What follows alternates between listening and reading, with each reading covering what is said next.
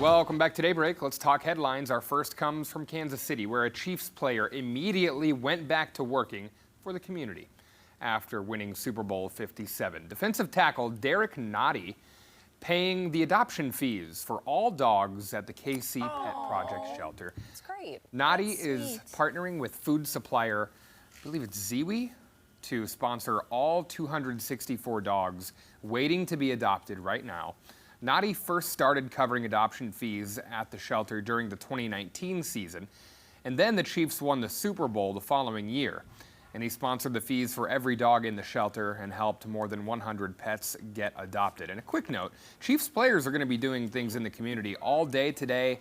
I read something that Juju Smith-Schuster, Chiefs receiver, he's going to be working at a Raising Cane's today in the Kansas City area. Isaiah Pacheco, the running back, he's also going to be taking some pictures at a mall up near the Kansas City area. So Chiefs players staying busy today. Very no rest cool. for the weary. And those dogs were so cute. Yeah.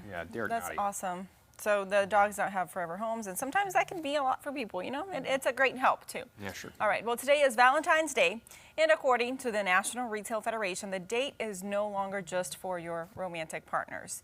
The retail trade group predicts that consumers will spend an average of $14 more this year versus last year on gifts for their pets, friends, co-workers, and their children's classmates and teachers.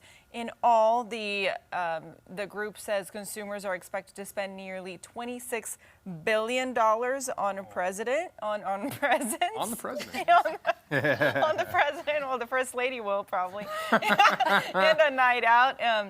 And yeah, that's a lot of money. The average person will spend about $193. That's a lot. Oh, wow. That is. Yeah, people 35 to 44 will spend around $336, the most of any other age group. And top gifts include candy, cards, flowers, evening out, jewelry, gift cards, and clothing. Wow. Typical like Valentine's Day stuff. And you know, we discussed this yesterday. A lot of people don't want to celebrate. I have a friend, you know, they're married, and instead of doing romantic things for each other, they decide, what do we need for the house that we want to buy? Something That's a like great that. idea. So whatever works for you. You know, if you want the romantic stuff, do it. If that's not your thing, there's something else, you know? Yeah. Now, we're saying around here, honey, we're staying in. We're eating Super Bowl leftovers. Yeah, and it doesn't have to be Valentine's Day to get flowers or something special, you know, for the other person. So. Well, one person that could afford as many Valentine's gifts as she wants. This next headline comes from Taylor Swift and all her money. She topped the list of Forbes magazine's highest paid female entertainers of 2022. She was also the only woman to make the top 10 overall, coming in at 9th, behind Avatar director James Cameron and just above Puerto Rican rapper Bad Bunny. Swift made $92 million, largely thanks to her new album release, and that figure is less than half of rock group Genesis, which made $230 million last year. They topped this list because they sold the rights to their music last year. So sold it for $300 million and got $230 million out of that deal. So, okay, Taylor Swift. Good for her. There you It's go. good to see a woman on that list. Yeah, only one in the top 10.